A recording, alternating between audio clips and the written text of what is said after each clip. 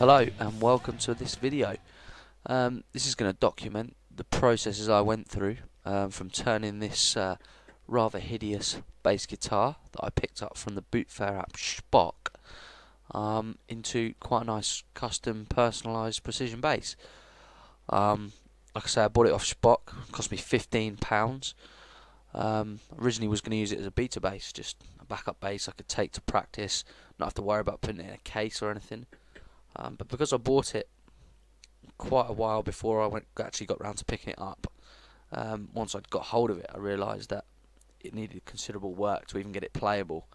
So I thought I might as well turn it into something a little bit nicer. As you can see, it was in a pretty bad way. So yeah, you will see what I did to it and how I got to the end product. So enjoy. So the first thing I did was fill the jazz pickup cavity. I knew that I didn't want the PJ configuration that it came with. I don't like PJ basses. I'd rather have one or the other and have it do it well than have a half-assed version of both. And I already had a jazz bass, so I filled that in with a product called Fast Glass. It's fiberglass resin. Let that set. And then I had to go about stripping the rest of the bass down, ready for sanding really. As you can see, it's got lots of cracks and stuff in it. They need filling, but I get to that a bit later. So I had to get that precision pickup out, which was really difficult because all the screw heads were completely stripped, and all the screws had rusted well into the pickups and into the body as well. It took me ages. I had to cut the tips off the screws, pull them out with a pair of pliers. Turned out to be an active pickup. I had to strip out all the other electronics as well. It was an EMG active in the end, so it was quite a good one, but unfortunately it was completely unusable. It didn't work at all. Nothing of the bass work. You can see huge pieces, chunks of wood missing out of there. But once I'd done that, I just took off the rest of the hardware, took off the bridge. There was no pots or anything like that. They were all completely knackered, like you couldn't use them at all.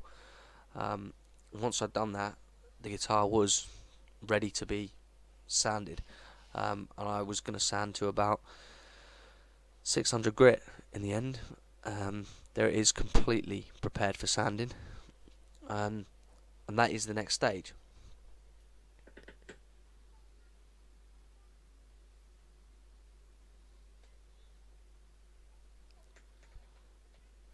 So this is the beginning of the sanding stage. I started out really rough just to strip everything on it. I wasn't quite sure what the original colour was, whether it was black or this cream colour, but it was in a pretty bad way. So I started off at 80 grit, went up to 120, and then to 240. I went through every grit, followed that with 320, 400, and finished with 600.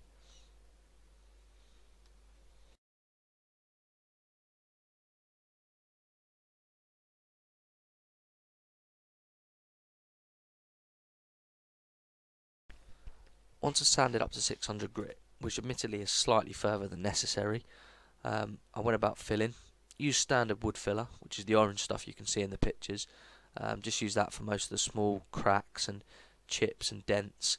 But then for areas where larger pieces of wood were missing, I used a mix of the sawdust from the sanding process that I got from the extractor bag of the sander.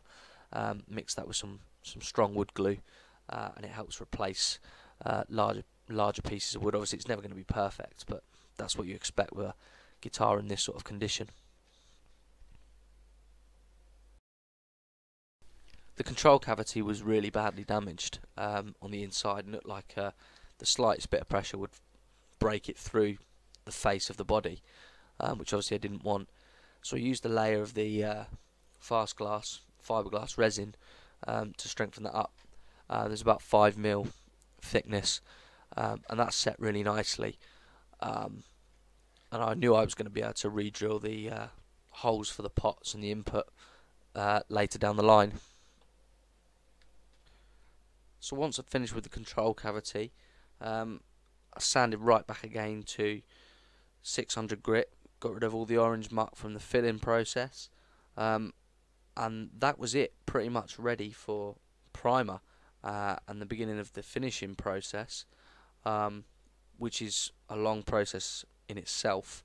But I was pretty pleased with the way it was starting to shape out. Like, you never would have known what a state it was in beforehand. By this point, it just looked like any guitar that had been stripped and prepared for a refinish. Finishing's a weird one. It's the most satisfying part of doing it, but also the most difficult. And if you go wrong, that's it. You're basically starting again. Because I was having a white finish on the guitar as my final colour, I also used a white primer. This is after 3 coats of white primer and 3 coats of my base white coat. Half an hour between each coat, and then cured for 2 days. So after the first 3 coats of my white base coat, cured for 2 days, and then I did another 3 coats, and then I let cure for 2 weeks. Reason for that is because I knew I was going to be masking it up in order to put some different colours on top, and this is the first stage of that. I've masked it up with frog tape that I got from B&Q. It's the mild stuff, and this is just where the blue stripe has been applied. So I equalled my base coat with 6 coats of the blue on top of it, and then after that I wet sanded back to the base coat just to ensure that it was as level as it could be. Left it to cure again for another 2 weeks before I remasked it up, ready to do the yellow stripe, and basically repeated that process. That process has got to be the same for every colour you do. So this is what it looked like after the stripes had been finished and I'd removed the masking tape.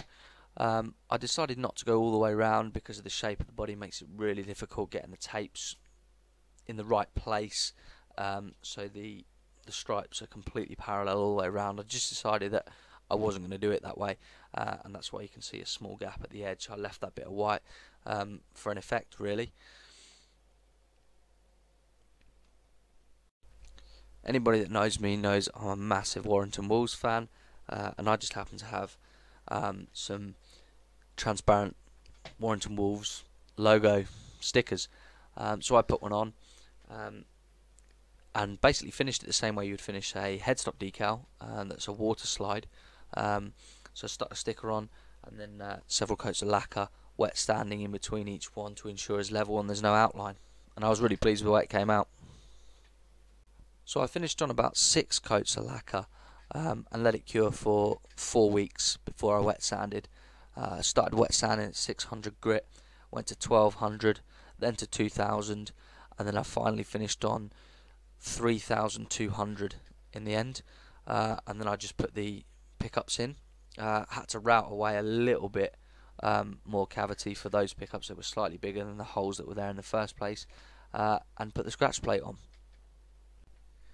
Now it's got the neck on, and you'll notice I haven't actually mentioned the neck at all so far, and that's because I didn't keep the original neck.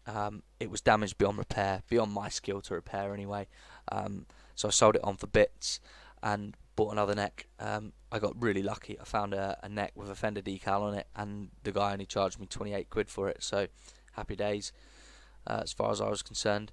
Really good quality jazz bass neck, so ideal. Here it is, strung up, set up, completely finished. Continued with the theme of Warrington Wolves and got myself some yellow neon strings. I knew they were good quality strings. I'd used the green ones on my jazz bass, so it's not like it was a completely unknown quantity. I was really pleased with the way it played. Got a nice action out of it, and I was really pleased with the pickup. It was just a cheap aftermarket pickup from eBay, cost about £11. But it sounded really nice. Got that classic P-bass punch that you really want from a precision pickup. And I used it on the recording of my band's first demo. We went into the studio in November of 2016 to record it, and you can listen to that track on our website, www.nooneskingBand.co.uk. Hope you've enjoyed the video. Like, subscribe, share, and stay tuned. I've got another bass build coming up really soon. It'll be a Mark Hopper's signature bass replica. Enjoy. precious